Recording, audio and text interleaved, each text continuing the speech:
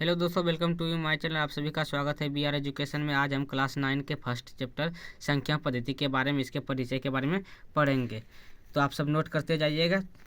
चलते हैं। पूर्ण संख्या वैसी संख्या जो शून्य से शुरू होकर अनंत तक जाती है, यानी कि शून्य से शुरू होकर जैसे शून्य से शुरू 1 2 3 यानी अनंत तक जाएगा, लेकिन शून्य से पहले ऋणात्मक में यानी कि माइनस में नहीं होगा। तो शून्य से शुरू होकर जो अनंत तक जाएगा वो क्या होगा? पूर्ण संख्या। अब हम चलेंगे प्राकृत संख्या। वैसी संख्या जो 1 से शुरू होकर अनंत तक जाती है। इसमें क्या होता है कि इसमें 1 से शुरू होकर अनंत तक जाएगा, 1 से पहले नहीं। जैसे शून्य नहीं आएगा। अगर शून्य आ गया इसमें तो ये पूर्ण संख्या कहलाएगा। इसीलिए ये 1 से शुरू होकर क्या होगा, यानी कि गिनती को संख्या को भी हम प्राकृत संख्या नेचुरल नंबर कहते हैं। तो आगे चलते हैं। परिमेय संख्या वैसी संख्या जो पी बाई क्यू के रूप में हो और q equal to not zero, यानी कि अंश बटे हर में हो। ये हो गया अंश आपका और ये हो गया हर, यानी कि अंश बटे हर में हो और हर का जो मान होगा वो जीरो नहीं होना चाहिए, यानी कि q equal to not zero होना चाहिए। तो परिमेय संख्या उसे हम कहते हैं। जैसे हो गया आपका 5/0, ये जीरो हो गया तो ये क्या होगा? परिमेय संख्या नहीं होगा, क्योंकि जीरो से अगर भाग देंगे इसमें तो क्या हो जाएगा? इन्फिनिटी हो जाएगा, यानी भाग लगते जाएगा, पॉइंट में जाएगा बहुत दूर तक, इन्फिनिटी तक। चलते आगे। आप सब नोट करते जाइएगा क्योंकि बेसिक के लिए बहुत ज़रूरी है। और परिमेय संख्या वैसी संख्या जो पी बाई क्यू के रूप में नहीं हो, यानी कि पी बाई क्यू के अंश बटे हर के रूप में नहीं होना चाहिए। क्या होना चाहिए? नहीं होना चाहिए। यानी कि 5 अगर जीरो है तो ये पी बाई क्यू के रूप में नहीं हो, यानी कि क्यू का मान इसका क्यू बराबर जीरो होना चाहिए।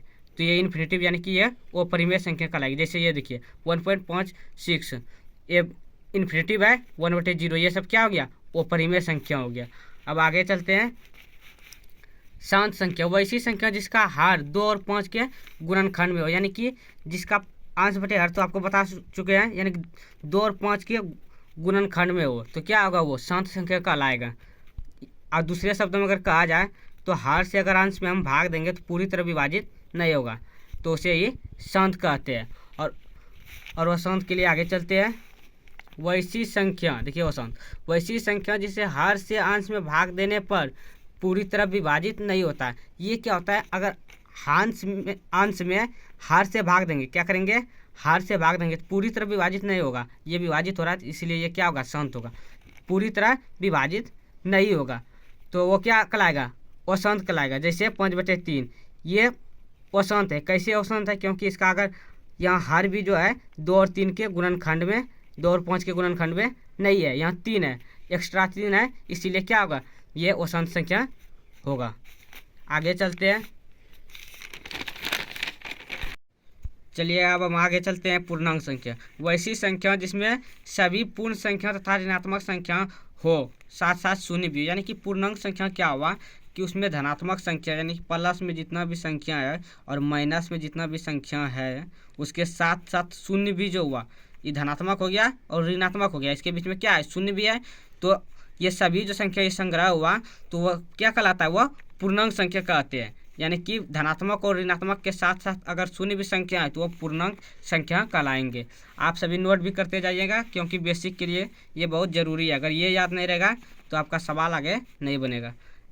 चलते हैं। भाज्य संख्या वैसी संख्या जो एक और स्वयं के अलावा अन्य संख्या से भी विभाजित हो, यानी कि जिसका गुणनखंड अगर करेंगे, जैसे मान लीजिए 6 है, 6 का अगर गुणनखंड करेंगे तो ये 1 से विभाजित हो रहा है, 2 से हो रहा है, 3 से हो रहा है और स्वयं 6 से हो रहा है। यानी कि इसमें एक और स्वयं तो ये है, इसके बीच में ये दोनों एक्स्ट्रा में है, इसीलिए क्या होगा? ये भाज्य संख्या हो गया। यानी कि एक और स्वयं के अलावा अन्य संख्या से भी ये विभाजित हो रहा है, तो ये क्या हो गया? भाज्य संख्या हो गया। और आगे चलते हैं। अभाज्य संख्या वैसी संख्या जो सिर्फ एक और स्वयं से विभाजित हो, इसमें सिर्फ एक और स्वयं से होगा। जैसे 5 हो गया, 5 का गुणनखंड क्या है? 1 और 5 है, तो 1 और 5, देखिए 5 जो है 1 और 5 से ही विभाजित हो रहा है, इसके बीच में और किसी संख्या से हो रहा है? नहीं हो रहा है, तो इसीलिए क्या हो गया? अभाज्य संख्या। और उदाहरण लेकर 7 देखिए, 7 का भी 1 और 5, 1 और 7 है, ये 2 संख्या से ही क्या हो रहा है? विभाजित हो रहा है, इसीलिए ये भी क्या हो जाएगा? अभाज्य संख्या हो जाएगा। तो ऐसी संख्या जो एक और स्वयं से ही विभाजित होता हो वो अभाज्य संख्या। अब वास्तविक संख्या चलते हैं वास्तविक संख्या। वही सभी संख्या का संग्रह को वास्तविक संख्या कहते हैं। सभी संख्या का संग्रह का मतलब परिमेय और परिमेय जितना भी भाज्य भाज्य पूर्णांक है, सब संख्या का संग्रह क्या हो गया, वास्तविक संख्या हो गया।